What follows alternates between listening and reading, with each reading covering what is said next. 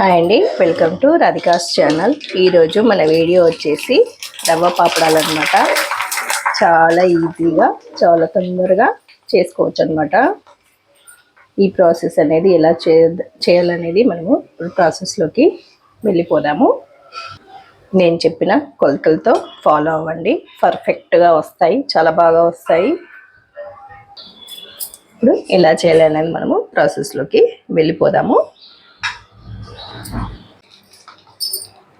ముందుగా ఒక గిన్నె తీసుకొని ఇందులోకి బొంబాయి రవ్వను వేసుకోవాలి. నేను ఇక్కడ 2 గ్లాసుల వరకు బొంబాయి రవ్వను తీసుకుంటున్నాను. ఇలా 2 గ్లాసుల రవ్వ తీసుకొని ఇది పక్కన పెట్టేసుకుందాము. ఇప్పుడు పెద్దది మందపాటి గిన్నె తీసుకొని ఇందులోకి 1 గ్లాస్ బొంబాయి రవ్వకు 7 గ్లాసుల వాటర్ తీసుకోవాలి. ఇప్పుడు నేను 2 గ్లాసుల రవ్వ తీసుకున్నాను కాబట్టి 14 గ్లాసుల వాటర్ వేసుకోవాలి. 1 2 ఇప్పుడు నేను 14 గ్లాసుల వాటర్ వేసుకున్నాను. నీళ్ళని బాగా మరగనివ్వాలి. మూత పెట్టేసుకోండి. మూత పెట్టుకుంటే మనకు తొందరగా నీళ్ళు మరిగిపోతాయి. ఇప్పుడు చెక్ చేద్దామండి, మరుగుతున్నాయా లేదా. నీళ్ళు మరిగిపోతున్నాయి.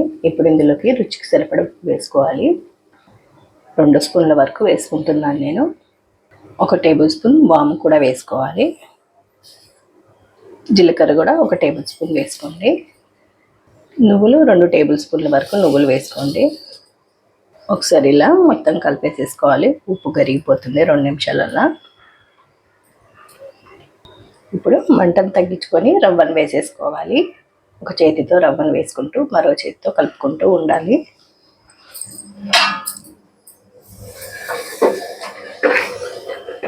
ఇలా రవ్వ వేసుకుంటూ కలుపుకోవాలి.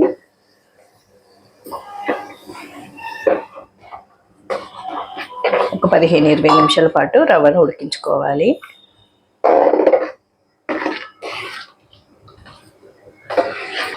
ఈ రవ్వను దగ్గరగా ఉండే కలుపుకుంటూ ఉండాలి, లేదంటే ఉండలు కట్టే ఛాన్స్ ఉంటుంది కాబట్టి దగ్గరే ఉండాలి.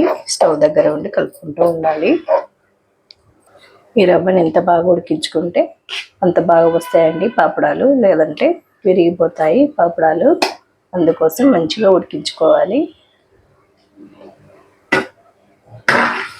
ఇప్పుడు రవ్వ ఉడికిపోయిందండి. ఇలా పలచగానే ఉండాలి మనకు పాపడాలు వేసుకోవడానికి. నేను ఇక్కడ చీర మీద వేస్తున్నాను, కాటన్ చీర మీద మేడ పైన వేసుకుంటున్నాను. ఇప్పుడు స్టవ్ ఆఫ్ చేసేసుకోవచ్చు. రెడీ అయిపోయింది. మూత పెట్టేసి పైన వేసేసుకుందాము వడియాలను.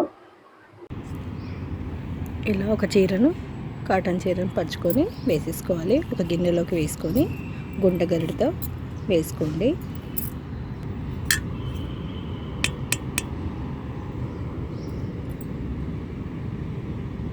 కొంచెం మందంగానే వేసుకోవాలి. మందంగా వేసుకుంటే మనకు ఎండిపోయిన తర్వాత ఇంకా పలచగా అవుతాయి.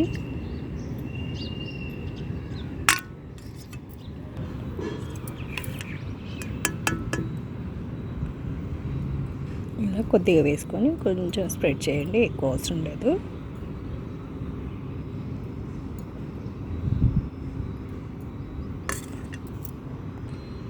ఇలా మొత్తం వేసేసుకోవాలన్నమాట. సాయంత్రం వరకు మనకు పూర్తిగా ఎండిపోతాయి. ఒక్క రోజులోనే మనకి ఎండిపోతాయి. సాయంత్రం నీళ్లు జల్లి తీసుకొని నెక్స్ట్ డే ఎండబెట్టుకోవాలి 1 గంట పాటు. సాయంత్రం వరకు ఇలా మొత్తం ఎండిపోతాయి అన్నమాట. ఎండిపోయిన తర్వాత వీటిని వెనక సైడు నీళ్లు చల్లుకొని తీసుకోవాలి. ఇప్పుడు ఎలా చేయాలనేది చూపిస్తాను. ఇప్పుడు చీరని ఇలా ఉల్టా చేసేసి నీళ్లు చల్లుకోవాలన్నమాట. నీళ్లు చల్లేసుకొని ఒక్కొక్కటి తీసుకోవాలి. నీళ్లు చల్లినాక 1 నిమిషం ఆగిన తర్వాత వెంటనే వచ్చేస్తాయి, ఈజీగా వచ్చేస్తాయి.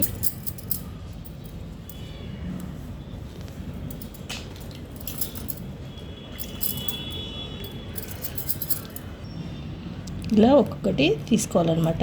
చిన్నగా తీసుకుంటే వచ్చేస్తాయి, ఈజీగానే వచ్చేస్తాయి. మనం మందంగా వేసుకున్నాం కాబట్టి.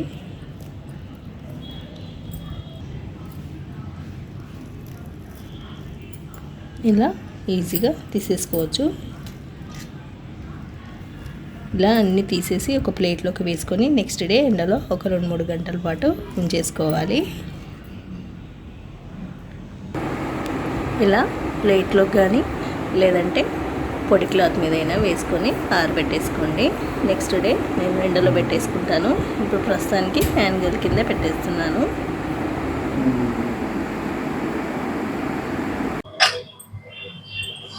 ఎండిన తర్వాత ఇలా ఉంటాయన్నమాట రవ్వ పాపడాలు. ఎంత పలుచగా ఉన్నాయో చూసారా. ఇప్పుడు వీటిని వేయించి చూపిస్తాను. ఆయిల్ పెట్టుకొని వేడి చేసుకొని వేసుకోండి.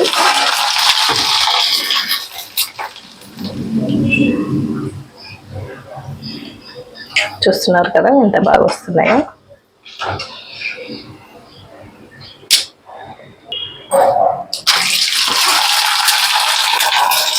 నూనె బాగా వేడెక్కిన తర్వాత వేయించేసుకోవడమే.